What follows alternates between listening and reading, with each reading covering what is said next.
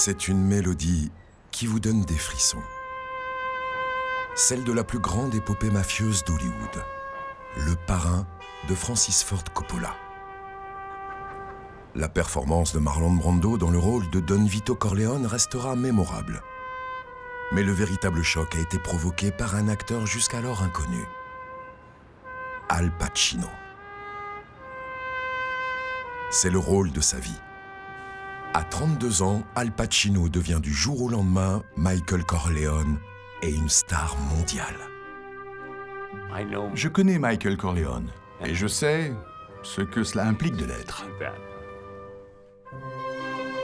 Ce rôle marquera Al Pacino pour la vie entière et jettera une ombre sur tous ses autres rôles.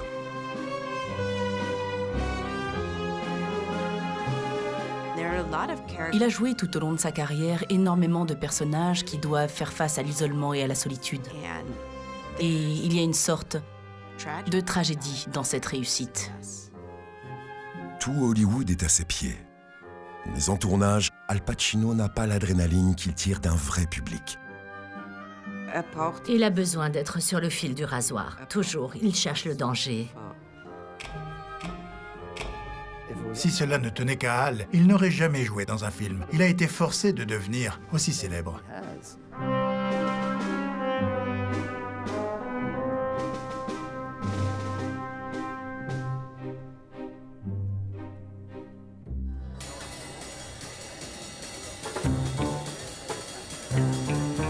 C'est comme si Les Affranchis avaient une réunion d'anciens élèves. Tout comme il l'avait fait pour son épopée mafieuse de 1990, le réalisateur Martin Scorsese a réuni le gang pour son dernier film, The Irishman. Robert De Niro, Joe Pesci et un nouveau venu à bord, Al Pacino, qui malgré ses presque 80 ans n'a rien perdu de sa verve caractéristique. Je pense que beaucoup de gens ont à un moment fait abstraction de Pacino. Ils disaient qu'il ne faisait que crier, qu'il ne faisait que de grands mouvements, de grands gestes dramatiques. Damn it! How do you do that? How stupid can you be? That fucking cocksucker Kennedy has got his nose up my ass everywhere I go! Mais il y a beaucoup de moments calmes dans The Irishman, et je pense que c'est là qu'il excelle vraiment. Il revient en quelque sorte à ses premiers rôles, qui montrent tout ce qui se passe dans les coulisses sans qu'il ne dise rien.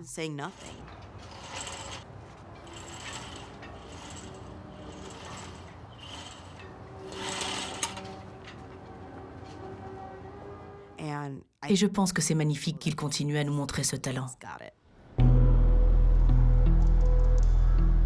New York, où il vit depuis toujours et où il est né en 1940, sous le nom d'Alfredo James Pacino, fils d'immigrés italiens.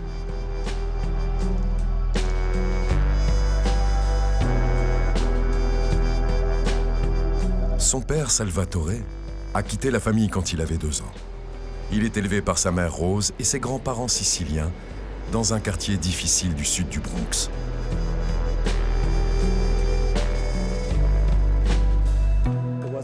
Ce n'était pas un quartier très riche. Beaucoup de gens pauvres vivaient dans le sud du Bronx. C'était son expérience. Donc vous ne dormiez jamais dans votre propre chambre. Vous aviez 3 ou 4 personnes avec vous en allant dormir. Ça n'était pas facile. Well, it's a little scary, but there's so many other things that are more scary than that.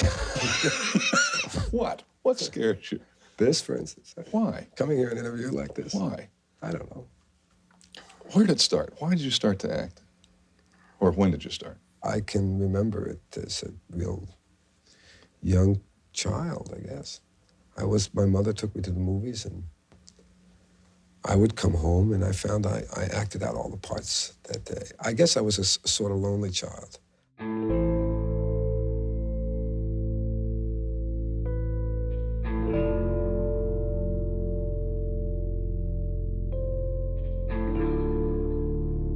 I was an only child, so I was alone, and it was a way of communicating with, I guess, the adults around me, and I don't know, and in school I found that it was a natural thing for me to do.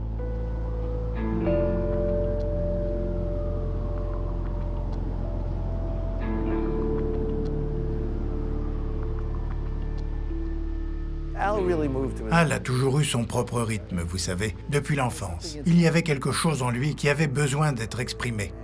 Ce n'est pas qu'il ne s'exprimait pas clairement, mais parler n'était pas vraiment son fort.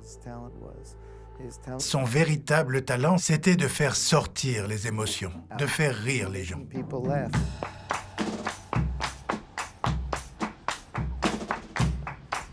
Al Pacino ne s'intéresse pas seulement aux stars du grand écran.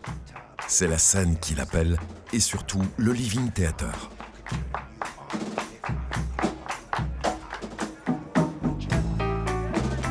Fondé à la fin des années 40 par l'actrice Judith Malina avec le peintre et poète Julian Beck, le Living Theater a radicalement rompu avec les conventions théâtrales de l'époque. Les artistes d'avant-garde défiaient leur public.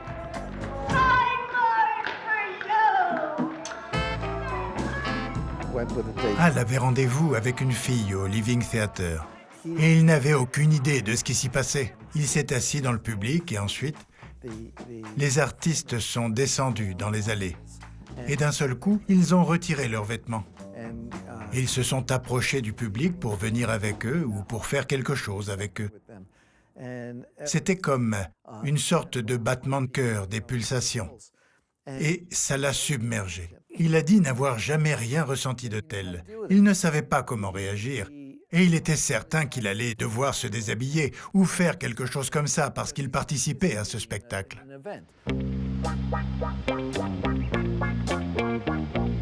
C'est le monde dans lequel Al Pacino rêve d'être. En 1958, il quitte la maison parentale et s'installe à Greenwich Village, à l'époque, comme aujourd'hui, le quartier des artistes et des hipsters de Manhattan.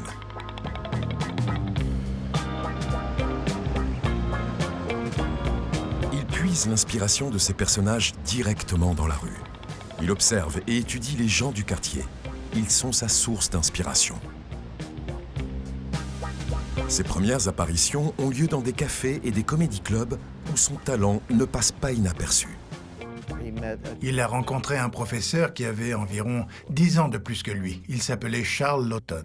Charles a tout de suite vu quelque chose en lui. Ils ont appris à se connaître et il est devenu une figure paternelle, un mentor et son pote de beuverie.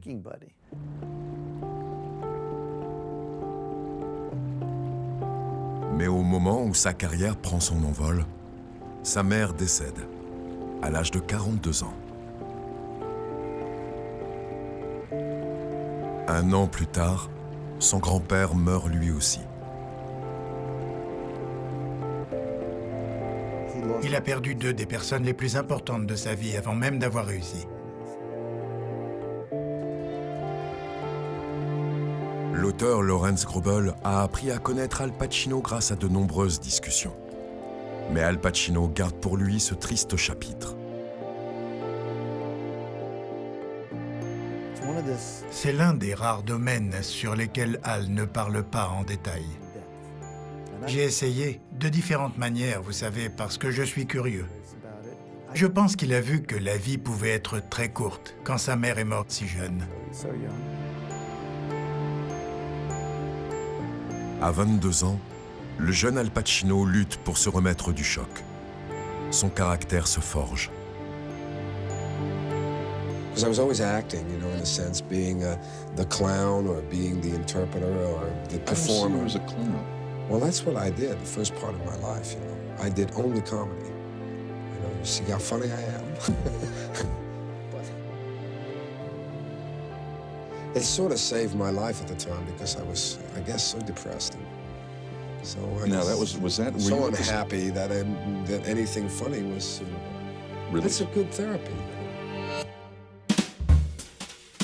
Bien qu'il ait été recalé auparavant, il se présente à nouveau au célèbre Actors Studio. Cette fois, il est accepté. Ici, Lee Strasberg, professeur d'art dramatique, lui montre les méthodes de la comédie. En 2005, Al Pacino retourne dans ce lieu presque sacré du théâtre. Thank you. Coming to the actor's studio and listening to Lee wasn't to listen to Lee and method acting literally. Yeah. It was to get a sense of what was the momentum, what was the spirit of the thing. The best thing an actor can do is a role in a play in front of an audience. En 1969, c'est exactement ce qu'il apprend quand il fait ses débuts à Broadway dans Un tigre porte-t-il une cravate?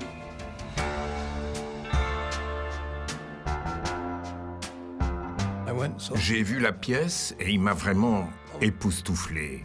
C'était juste... Waouh, c'est un sacré acteur. Nous sommes allés en coulisses et j'ai été très impressionné par la différence entre ce que j'ai vu sur scène et puis ce petit chat, vous savez. C'est un gars gentil. Et le pouvoir qu'il a quand il joue, son talent, je l'ai dit au manager, si jamais je me lançais dans le cinéma, j'adorerais faire un film avec ce type. Il remporte son premier Tony Award à seulement 29 ans.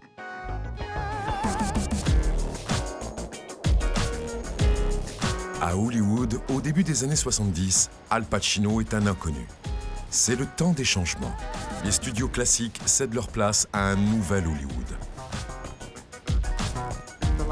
À l'arrivée de la contre-culture avec ses nouvelles influences et l'art qui commence à bouillonner un peu partout, beaucoup d'étudiants en école de cinéma sont influencés par les films d'auteur et se mettent à regarder des films étrangers.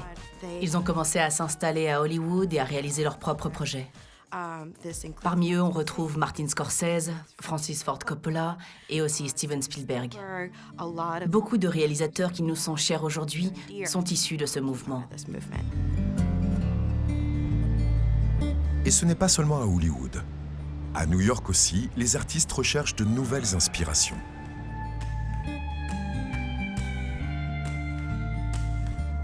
Cela inclut le photographe et réalisateur vedette Jerry Schatzberg, qui a maintenant 92 ans. De Bob Dylan à Andy Warhol, des Stones aux Beatles, il les a tous eus devant son objectif. Un seul a réussi à l'éviter.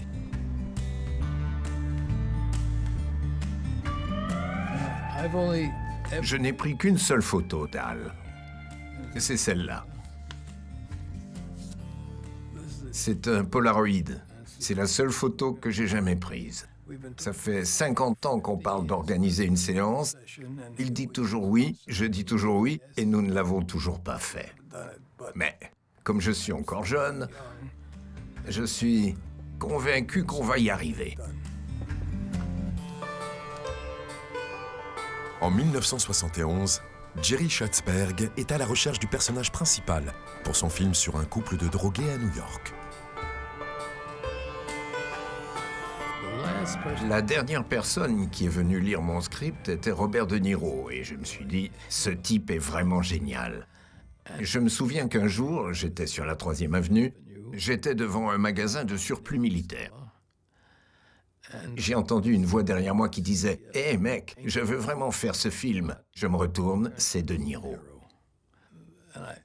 J'ai été pris comme le lapin qui est pris par les phares d'une voiture. Qu'est-ce que je peux dire? Je ne savais pas quoi lui répondre. Alors j'ai dit la vérité, vous savez. Pour moi, Al est le personnage et il le restera.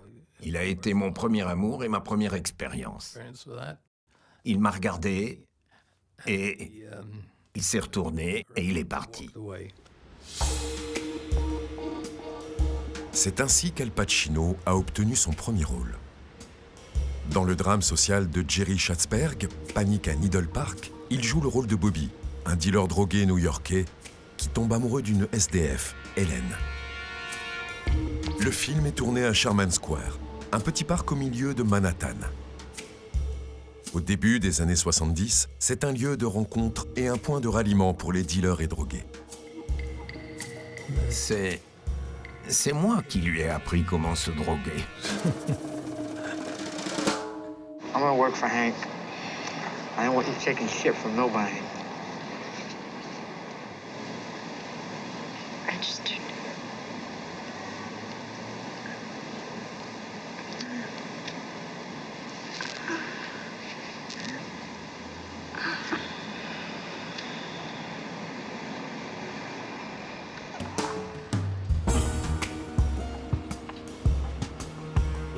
Nous y avons traîné pendant un mois, peut-être plus. Parce qu'on avait le temps. Personne ne voulait nous en vendre, mais nous voulions en trouver. Nous avons été dans les endroits où les drogués traînaient, où nous pouvions les observer. C'était vraiment bouleversant de voir ces gens détruire leur vie et leur intégrité physique. Sa performance dans Panic à Needle Park est impressionnante parce qu'elle est si imprévisible. Il est si charismatique et il peut être si sensible, mais il peut être aussi très brutal, violent et méprisant. Son jeu dans ce film est un mélange effrayant entre ces deux dichotomies.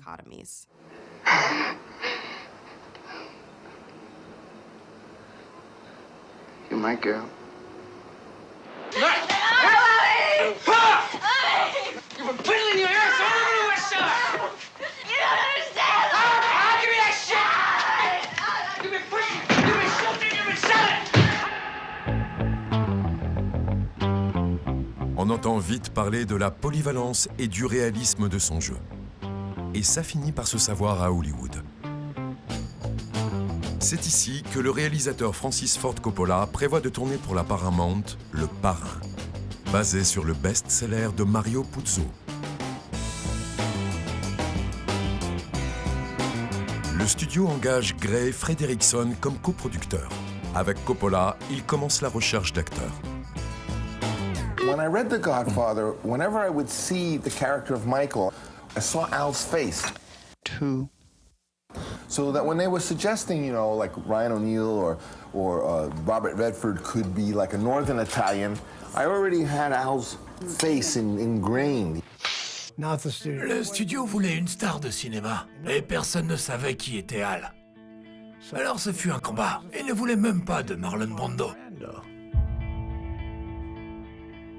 Les directeurs des studios ont leur propre idée de ce que devrait être l'histoire. Coppola et son équipe commencent à filmer en Italie leur version. Un jour, Marlon Brando a ramassé un chat qui traînait dans le studio. Et il avait le chat, comme ça. Il le caressait, il le faisait faire dans le micro. Et nous avions placé un dispositif dans sa bouche pour lui faire sortir ses joues. Alors, il parlait comme ça, en marmonnant. I can't remember the last time that you invited me to your house for a cup of coffee. Tout était sombre. Ils ne pouvaient ni le voir ni l'entendre. Et ils ont dit, ce film va être un désastre.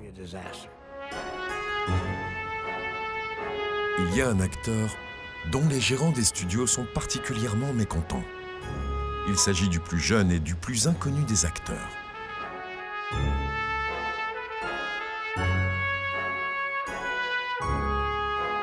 Al a dû passer quelques nuits blanches parce que, jusqu'à la dernière minute, il ne savait pas qui allait jouer le rôle. Donc, il voyait les gens aller et venir, mais il a réussi à surmonter ça et à obtenir le rôle. Au final, c'est une scène bien particulière qui fera taire ses détracteurs. Dans la scène où son personnage prend enfin un vrai tournant narratif, on le voit, lui, avec les deux personnes qu'il a décidé de tuer. C'est une démonstration de force de ce qu'il peut faire, de ce qu'Al Pacino peut faire avec le silence.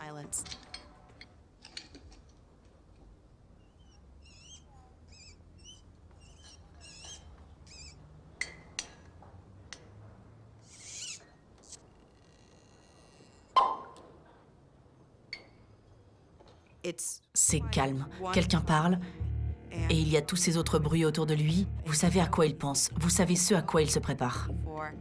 What I want, what's most important to me,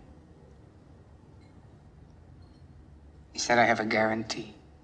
No more attempts on my father's life. What guarantees can I give you, Mike? I am the hunted one. I missed my chance. You think too much of me, kid. On le voit, vous savez, aller aux toilettes, prendre le pistolet, et il remet ses cheveux en place, il retourne à la table. Et puis la caméra zoome sur lui et vous voyez ce à quoi il pense. Vous savez ce qu'il se prépare à faire. Et puis quand il va enfin tirer sur les 2 personnes qu'il a l'intention de tuer, c'est une grande libération d'énergie. C'est le moment où il revendique sa couronne. Michelozzi, tu mi capisci, no? Sei italiano come tuo padre? Tuo padre sta male. Quando tu sta meglio, il cambio ti fa un di ognuno e mettiamo tutto a posto. Sti fissaria, si deve finire.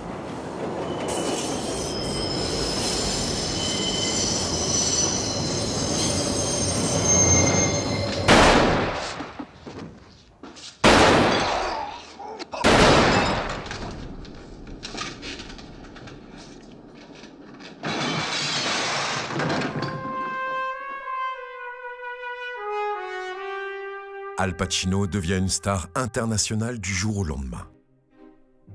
Son style de jeu très réaliste devient une référence. 2 ans plus tard, la suite de l'épopée mafieuse sort en salle. Trahi par son propre frère, Michael Corleone, devenu parrain, ne connaît aucune pitié. Il lui donne le baiser de la mort. C'est un truc célèbre de la mafia. Ils attrapent un gars et ils l'embrassent sur la bouche. Ça, c'est le baiser de la mort. Ça veut dire tu es mort pour moi. I know it was you, Fredo. You broke my heart. You broke my heart.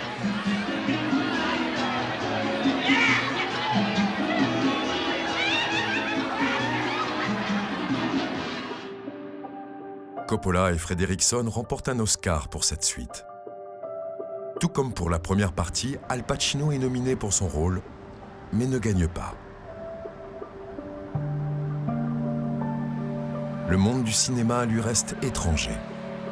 Le théâtre et la scène sont sa passion artistique.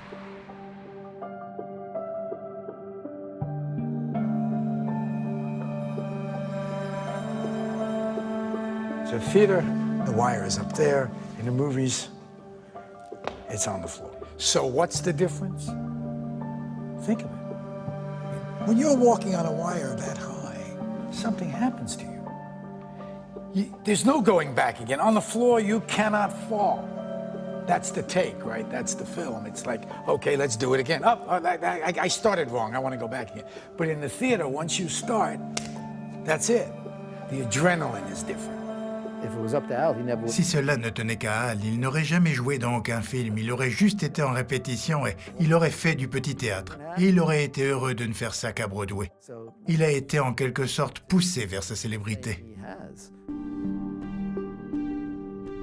La renommée soudaine et le culte de la personnalité pèsent lourdement sur la jeune star. Avec Michael Corleone, il a créé un personnage qui éclipse tout ce qu'il fait. Il est, au fil du temps, devenu son propre maître, de telle sorte qu'il n'y a personne autour de lui, personne sur qui il peut s'appuyer. Il y a une sorte de tragédie là-dedans. Il était souvent seul et il fréquentait différentes femmes et parfois il disparaissait. Il buvait trop. Il était conscient d'avoir un problème, mais il ne parvenait pas à s'en sortir.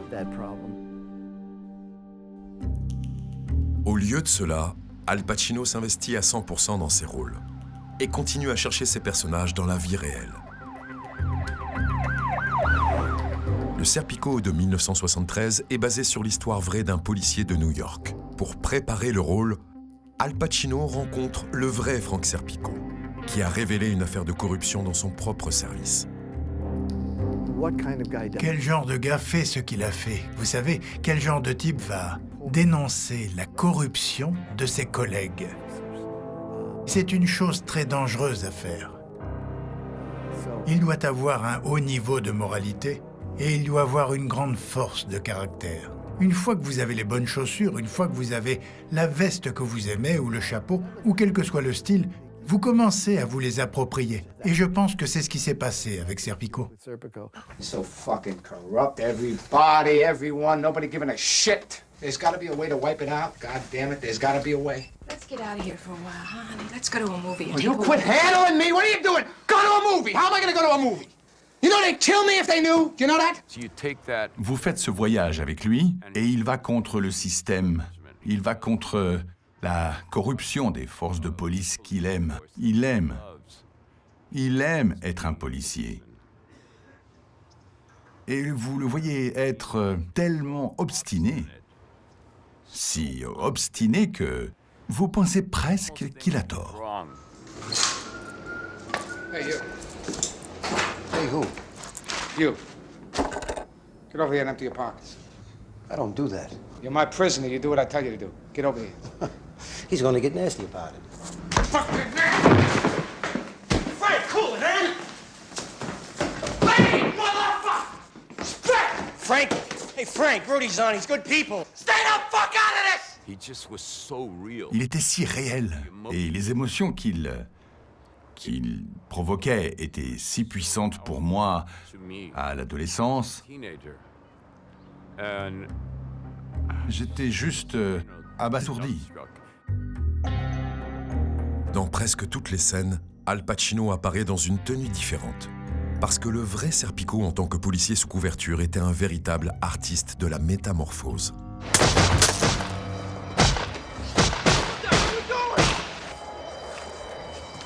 Oh, Christ. Quick, get in. Hey! I'm a police officer! Get over there! Hey! It's me, Serpico! Hey! Hey, I'm a police officer! Police officer! I'm an officer! I'm a police officer! Il en est arrivé à un point où il s'est mis à être un flic. Il m'a raconté qu'un jour, dans la rue, il y avait un camion. Ils étaient juste en train de rouler, sans rien filmer. Il était dans la voiture avec un ami. Et le camion crachait de la fumée, il s'est arrêté et a dit « Hé, je suis un flic !» Et puis il a dit « Mais qu'est-ce que je fais ?» Il s'est pris pour un flic pendant 1 minute et a arrêté un camion. Voilà à quel point il s'impliquait dans son rôle. Al Pacino ne s'épargne aucun risque. Il continue à chercher des rôles controversés, des personnages réels dans lesquels il peut s'immerger. Il en trouve un dans l'histoire du braqueur de banque homosexuel John Wojtowicz, qui a cambriolé une banque de Manhattan en 1972 pour payer l'opération de changement de sexe de son petit ami. Le réalisateur Sidney Lumet raconte sa version du braquage raté dans son film de 1975, Un après-midi de chien. Quand le film est sorti, il a fait l'objet de nombreuses critiques. Beaucoup de gens disaient « Regardez ces gens bizarres ». Ce n'est pas un très bon criminel. Il se bat pour dégainer le fusil de chasse au début. Il fait toutes sortes d'erreurs.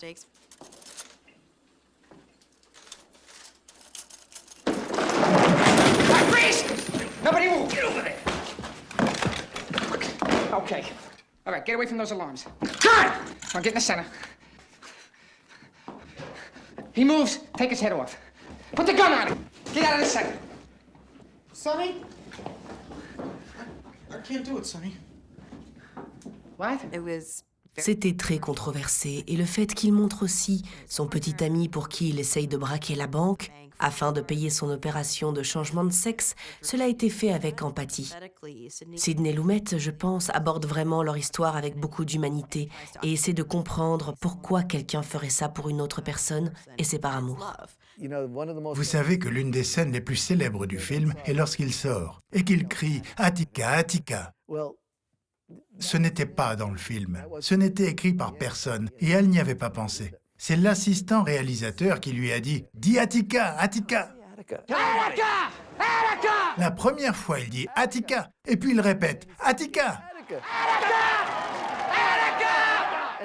En plus, les gens qui sont derrière, qui regardent, ce ne sont même pas des figurants, ils sont juste là. Ils répondent « Attica », ils lui hurlent dessus.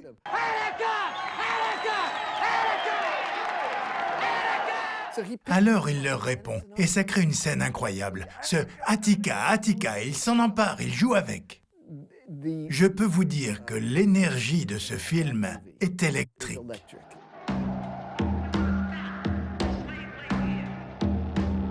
Avec son cri de guerre Attica, Al Pacino fait référence à la répression sanglante du soulèvement de 1971 dans la prison d'Attica à New York, où 33 détenus ont été tués et 85 blessés.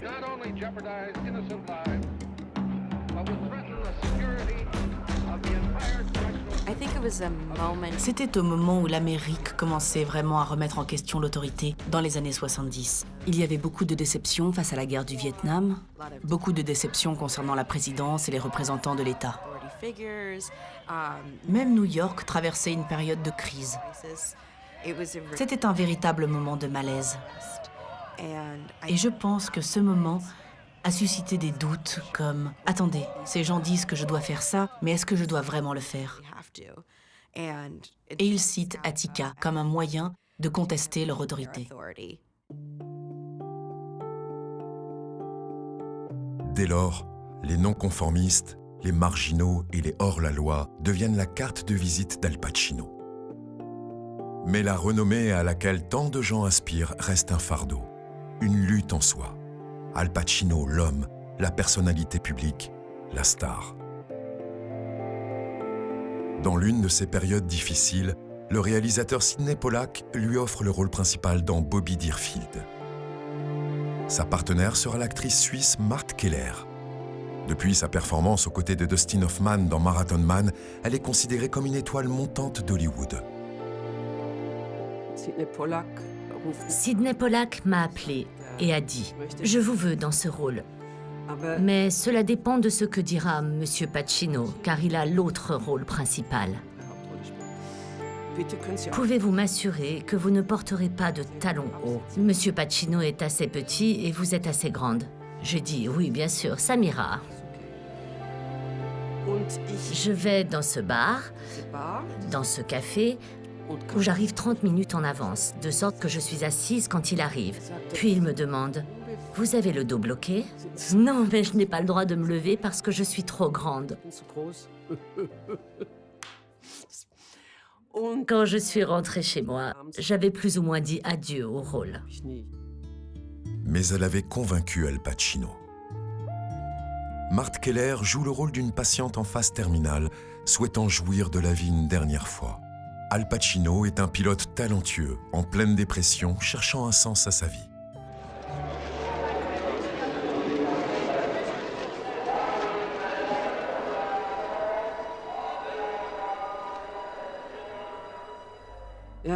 Il a du mal à parler. Et quand il a besoin de faire quelque chose, il prend vie à travers elle, elle qui est en train de mourir. Et quand je lui dis « crie, crie », il ne peut pas crier, rien ne sort, sauf un tas d'air chaud. I think I'm going to scream.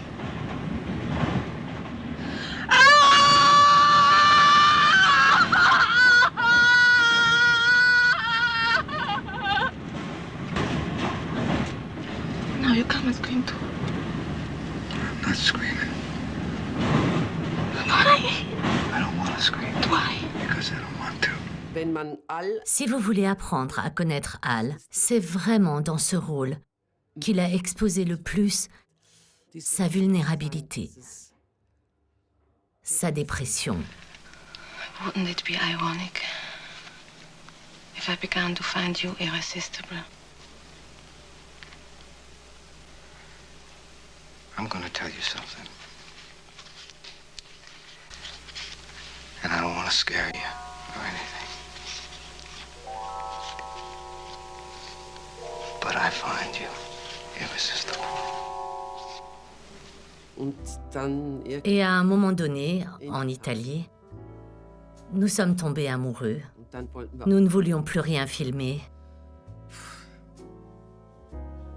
C'est très dangereux, car on ne sait jamais si c'est le rôle, si nous ne faisons qu'incarner les personnages, ou si les sentiments sont authentiques. Ensuite, j'ai déménagé à New York. Voilà. Al Pacino semble être en bonne santé, capable de surmonter sa crise personnelle. Il quitte l'écran et retourne sur scène. Pendant l'été 1979, il joue Richard III à Broadway. Un rôle qui n'est pas facile. Richard III, c'était en quelque sorte l'essence du mal. C'est un vrai tour de force. C'est l'une des plus grandes pièces de Shakespeare. Et il s'est fait huer.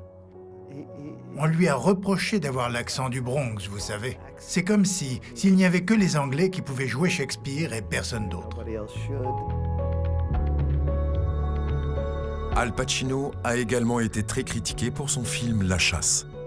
Dans ce film, il joue le rôle d'un policier qui doit résoudre une série de meurtres brutaux dans le milieu gay new-yorkais.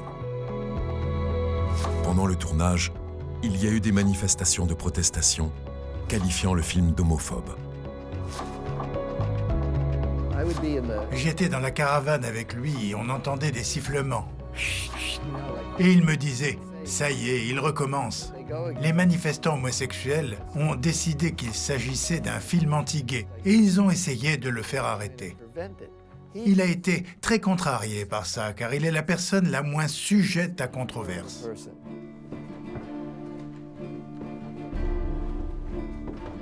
Lawrence Grobel a rencontré de nombreuses stars d'Hollywood au cours de sa carrière. Suivez-moi. Ici, c'est Il était une fois à Hollywood. Harvey Keitel, Anthony Hopkins, Diane Keaton, Charlie Sheen, Goldie Hawn, Dolly Parton. C'est Al qui joue aux cartes. Et celle-là, c'est quand on s'est rencontrés. Ils se sont rencontrés en 1979. Leur conversation pour la biographie a fait naître une grande amitié. Avec Al, ce fut une lutte constante, publique et privée. Il a un grand sens de l'humour. Il est très amical, il est très généreux quand il veut l'être. Et il peut aussi être un bel enfoiré. Vous vous rendez compte? Il a tous ces personnages qu'il a joués.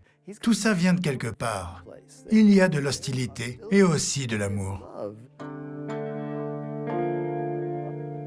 Marthe Keller est tombée amoureuse de l'acteur Al Pacino. Mais elle apprend vite à connaître la personne qui se cache derrière l'artiste. Tout ce qu'Al faisait, c'était hurler. Pas tout le temps, j'exagère, comme toujours. Il ne voulait pas, mais il le faisait. Je m'effondrais et ça durait une semaine. Après 7 ans de vie commune, c'est la rupture. Il nous a fallu des années pour nous séparer. On ne pouvait être ni séparés ni ensemble et c'était très douloureux. Al Pacino se perd tellement dans ses rôles que c'est presque comme si sa personne se dissolvait et disparaissait. Il continue à chercher des personnages fascinants. Et il en trouve un dans le scénario de Scarface d'Oliver Stone, un remake d'un classique de Paul Mooney de 1932. L'histoire raconte que le président Jimmy Carter a autorisé les Cubains à venir en tant que réfugiés et que Castro, en réponse, a ouvert les prisons et laissé les criminels débarquer sur les côtes américaines. Alors ils en ont profité et ils suivent un criminel de l'un de ces groupes qui, comme vous le savez, s'installe en Floride et devient très rapidement un incroyable baron de la drogue. Al Pacino devient Tony Montana. Steven Bauer, 26 ans, est appelé à jouer le second rôle avec lui. Je suis allé à New York. Ils m'ont mis dans une chambre avec Al et ça a été le coup de foudre. Et il a commencé « Salut, pourquoi tu t'appelles Steven Bauer ?» Son vrai nom est Esteban Ernesto Echevarria Samson. Il est né à Cuba. Il enseigne à Al Pacino les subtilités de l'accent cubain. Look at that. Look, look, look, look, look. Look, you're missing all the sights. That's what you're doing. We're missing the action. Oye, sabrosura. You want to have some ice cream with my friend of me? Get lost, greaseball. Oliver Stone. Oliver Stone m'a dit « Salut Manny ». Il avait l'habitude de m'appeler Manny. « Salut Manny ». Il m'a dit « J'ai vu un gars une fois qui voulait parler à une fille, un Cubain. Et il est allé la voir en faisant ça. Tu vois, c'est ce que je veux que tu fasses. » Hey, take a look over there. You see that man there? Watch that guy. I gotta stand there. I gotta watch my friend here. He's gonna stick his tongue out to that girl. Oh, look at that. Hey, coño! Et bang! Nous l'avons fait 22 fois. Je me souviens, 22 prises. Je lui parlais et je lui disais... Il faut que tu me gifles fort. Allez, ne t'inquiète pas, ça ne va pas faire mal. Sinon, on va faire ça toute la journée. This country, you gotta make the money first. Then when you get the money, you get the power. Then when you get the power, then you get the woman. C'est une sorte d'énergie super macho des années 80, une version bien différente de ce que Schwarzenegger a pu faire, par exemple, dans la série Terminator, ou encore Tom Cruise dans Top Gun. Et c'est tout ça qu'on retrouve, plus l'élément criminel. Ce groupe de rock, Blink 182, vous savez pourquoi il s'appelle 182? C'est le nombre de fois qu'il dit fuck dans Scarface. You know what? You should listen to your wife, man. She's right. You are an asshole, man. Come here, give me a kiss. Come here. Come here. Hey. Hey. Hey, fuck you, man! Who put this thing together? Me! That's who! Who do I trust? Me! Fuck it. Trust. I like that. Asshole. Fuck all, man, asshole. Il est au-dessus de tout ça. À la fin, sa tête est même enterrée dans une montagne de cocaïne. We're gonna eat that salsa for breakfast. Close that fucker down.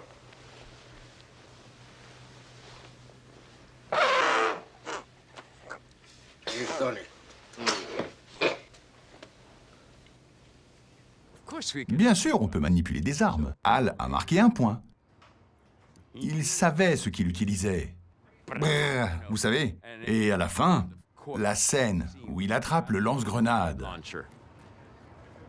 Et il dit « Dis bonjour ». Say hello to my little friend! You wanna play rough? Okay. God! Okay, you like that? Huh? You want more?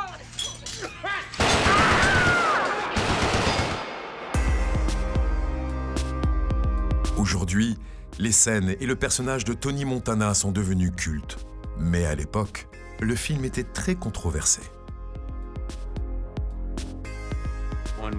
Quand nous avons vu le film à Broadway, Martin Scorsese était assis devant moi.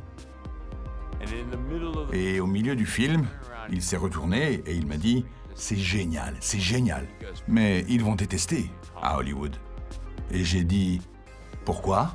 Et il m'a dit « Parce qu'il s'agit d'eux. » Je pensais que c'était un grand film. Pendant la période Scarface, dans la rue, on l'appelait Tony Montana. « Hey, Tony Montana, Tony !» Comme ça, c'est dingue. Et puis les critiques, elles étaient négatives à 95%. Brian De Palma est un réalisateur de merde. Il exploite la violence. Et ils étaient méchants, ils étaient très méchants. Ils étaient du genre « Al Pacino doit retourner à l'école du théâtre ».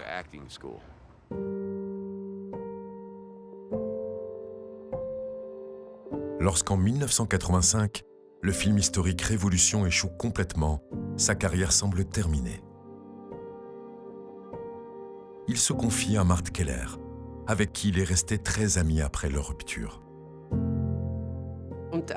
Un jour, il a tout simplement cessé de travailler. Il n'avait plus envie.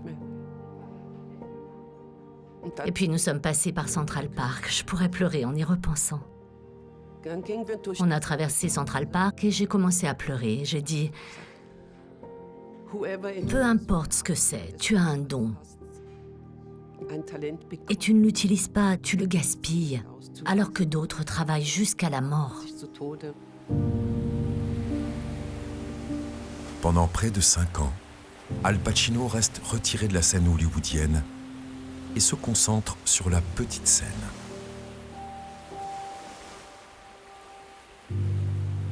Ce n'est qu'en 1989 qu'il revient au cinéma.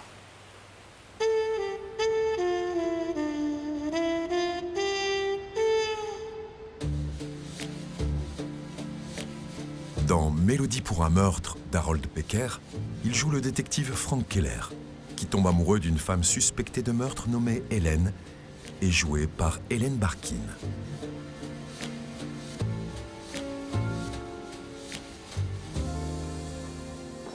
I believe in animal attraction. I believe in love at first sight. I believe in this. And I don't feel it with you. Hélène Barkin y était formidable, vous savez. Était-elle la tueuse ou non? Hal, c'est le flic qui est sur l'affaire et qui tombe amoureux d'elle. Et le pire, c'est qu'il ne sait pas si elle va le tuer. What are you looking for? What are you doing? What are you looking for? Huh?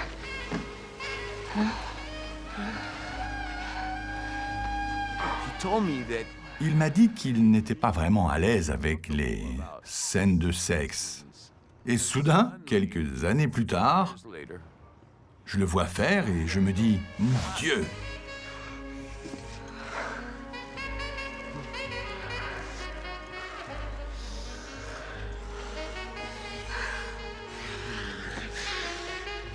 Il ne cesse de grandir. Vous savez, c'est ce qui me passionnait tellement. Il est allé plus loin, il s'est dépassé, il est sorti de sa zone de confort. Dans cette interprétation, Al Pacino semble libre et renaissant. Après son retour au cinéma, il se lance également dans d'autres genres, comme dans la comédie noire de Warren Beatty, Dick Tracy, basée sur la bande dessinée à succès des années 30.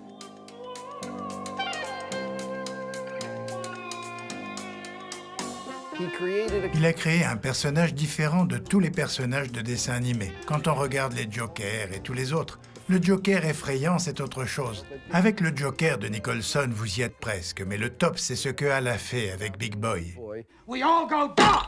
There was one Napoleon, one Washington, one me. I'm out. Le personnage que joue Al Pacino est une sorte de sosie d'Al Capone. Et il est à la tête de toutes sortes d'hommes de main différents qui ont tous un maquillage très bizarre et exagéré. This is beautiful. I want to hang this on my wall. I gotta hand it to you. 88! Your people did it. They got Tracy out of the way. Keep him out of the way. Boys, we're back in business. On peut voir que Big Boy est en plein essor grâce à la manière dont est filmée cette scène. Le réalisateur met côte à côte un Dick Tracy à l'air triste et un Big Boy très joyeux. Big Boy.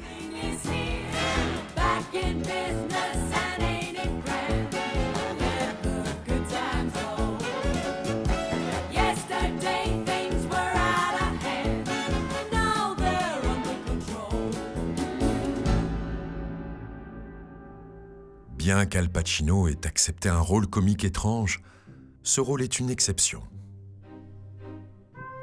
Un personnage continue de jeter son ombre, celui qui l'a rendu célèbre, le parrain, Michael Corleone. Près de 20 ans plus tard, il reprend une dernière fois le rôle du chef de la mafia. La trilogie mafieuse s'achève avec Le Parrain 3 en 1990.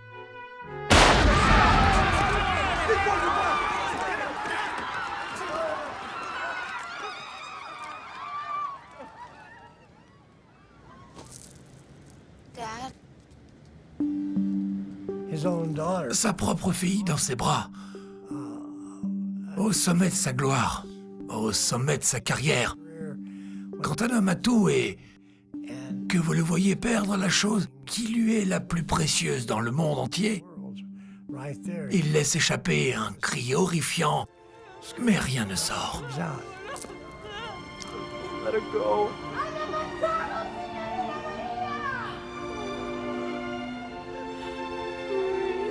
Go.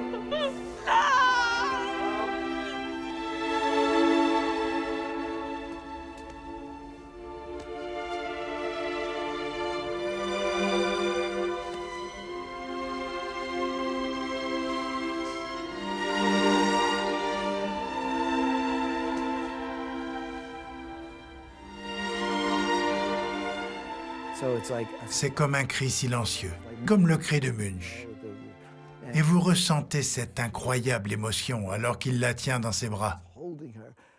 Et il crie vers Dieu ou autre chose, et vous n'entendez pas le son. C'est juste l'horreur sur son visage et l'angoisse qu'il dégage. C'était très émotionnel, très perturbant.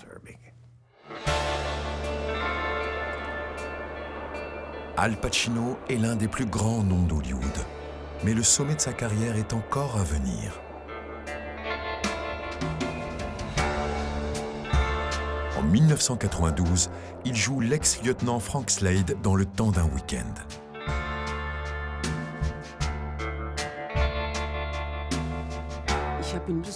Je lui ai rendu visite sur le plateau et il m'a dit « Allons chercher quelque chose à manger. J'ai une scène à tourner, ça ne prendra pas longtemps. Reste dans la caravane. » De la caravane, je l'ai regardé traverser Park Avenue. Et il est tombé. Parce qu'il était aveugle quand il est entré sur le plateau. Convenience store mama's boy. Here, let me take a look at that. Touch me again, I'll kill you, you little son of a bitch. C'était un ex-militaire, grincheux et amer, qui fait un volte-face. Il se ravise et devient à la fin un type doux et généreux, un peu à l'opposé de ce qu'il a fait avec le parrain. Il commence par être dur, méchant et indifférent, et devient très affectueux à la fin.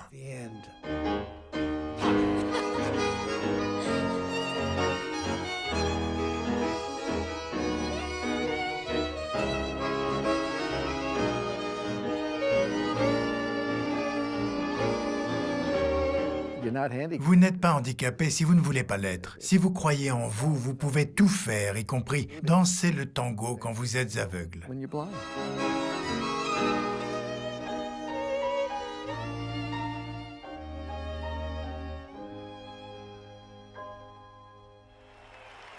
The Oscar goes to Al Pacino in Scent of a Woman.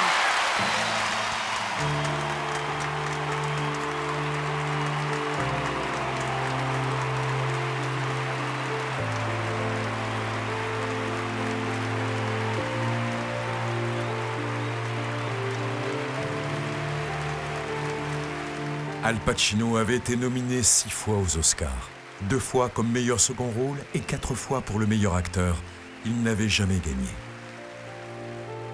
I want to thank the Academy for giving us a gift of encouragement. And this is a gift, a great gift to me. I thank you all, really. C'était un acteur avec de belles récompenses. Mais le summum est d'obtenir l'Oscar, oui. L'amour qu'il a ressenti par la suite et le fait qu'il l'ait eu, ça l'a mis dans une catégorie différente.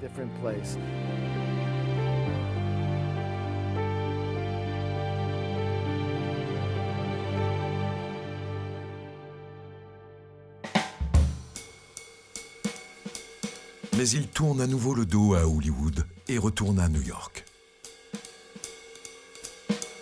Il avait échoué de façon dramatique à Broadway avec Richard III. Mais en 1996, il revient à Shakespeare pour un film expérimental. Analyzing it, approaching it from different angles, putting on costumes, playing out scenes, we could communicate both our passion for it, our understanding that we've come to, and in doing that, communicate a Shakespeare that is about how we feel and how we think today. Now that's the effort we're going to give it here. Comment y amener le public? Comment amener les gens à surmonter la langue de Shakespeare et aussi à comprendre ce qui se passe vraiment? Il voulait rendre cette pièce populaire, alors il la modernise. Il marchait dans les rues et disait aux personnes qu'il croisait « Hé, toi, tu connais Richard III ?» Richard III. You gonna see the play tonight? You gonna see it, Delacour? How much it cost? It's for free. Oh, okay, I'm going. Okay. All right. Thanks a lot. Will be your first Shakespeare play you see? Yeah. It'd be interesting. Give it a try. Ensuite, il est retourné. Il jouait cette fameuse pièce. Ils en discutaient. Ils ont eu Kevin Spacey et Winona Ryder. Il a fait en sorte que tous ces gens soient impliqués. Il parlait avec des universitaires. Il s'amusait. As soon as he gets what he wants, as soon as he gets Lady Anne, as soon as he gets the crowd, then the whole thing... The emptiness of it. Cousin loves Buckingham. My gracious son. Give me thy hand. Thus high by thy advice and thy assistance is King Richard. C'est là qu'est sa place, là où se trouve le théâtre, et non pas là où se trouvent les feux de la rampe Il est contre tout cela. Il n'est pas un adepte du showbiz. Il n'aime pas ça. Il n'y est pas à l'aise. Et pourtant, il est à cheval sur les deux mondes. En 2019, Martin Scorsese a rassemblé une collection de gangsters vétérans pour The Irishman. Dans le film, Al Pacino joue Jimmy Hoffa, le patron des Teamsters, et il a excellé dans toutes les scènes. Al Pacino.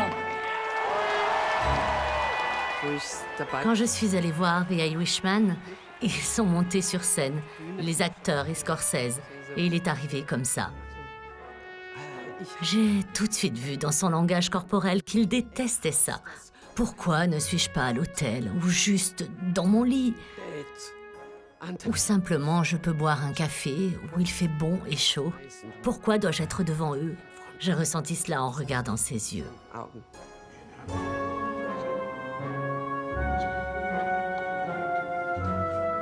The Irishman est la déclaration d'amour de Scorsese au genre mafieux et à ses acteurs. Al Pacino est de retour dans le monde qu'il a rendu célèbre autrefois. I'll apologize for it. That's all I want. After you apologize for being late, you motherfucking wop cocksucker.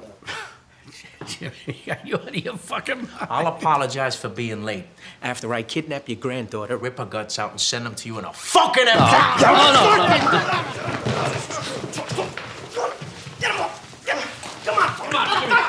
Come on, Tony. Jesus.